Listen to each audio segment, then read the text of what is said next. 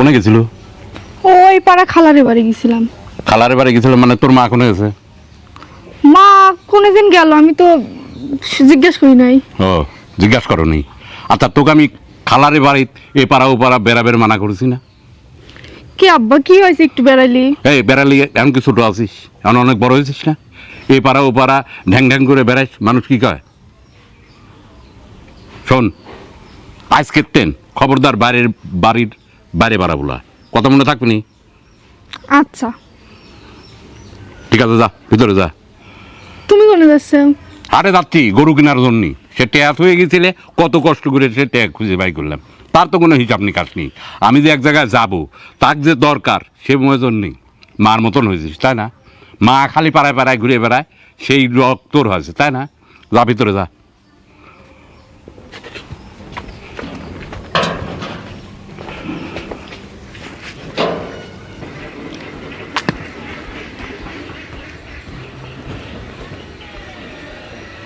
ওরে বাপুরে, ও বেটা হ্যাঁ এখানে যাচ্ছ? এদিকে শোনো, একটু দম নিয়ে যাও, আসো। আসসালামু আলাইকুম। ওয়ালাইকুম সালাম, বসো। আল্লাহু আকবার। ভালো আছেন? আলহামদুলিল্লাহ ভালো আছো। ও চা খাচ্ছেন নাকি? চাই খাবো, দোকানটা বন্ধ করে ফেলেছে, নইলে তো চা খাওয়াই তুমি। ও আচ্ছা আচ্ছা, না ভালো। তা আমি যাই। কোনে যাচ্ছ বাবা? আমি যাচ্ছি কাকা, ওই যে একটা গরু কেনার জন্য যাচ্ছি। গরু কিনবে যাচ্ছে? হ্যাঁ, তো অবাক হওয়া লাগে না বাবা, হওয়া লাগে। ইনশাল্লাহ আল্লাহ যদি একটা গরু কিনায়, তো একটা গরু কিনবে যাচ্ছে। টাকা পয়সা আমার, আর আমি ইনশাল্লাহ গরু কিনতে যাচ্ছি। কম কিছু করলে রে বাবুরে? না না, তাহলে কাকা যাই।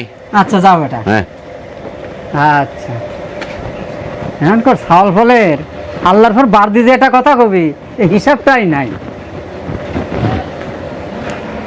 চা খাবো, দোকানটা বন্ধ করে ফেলাইলে কি যে করি, গরমে কোনো জায়গায় সহ্য হচ্ছে না। বসি নেই, যাবো আর কোনে যে গরম।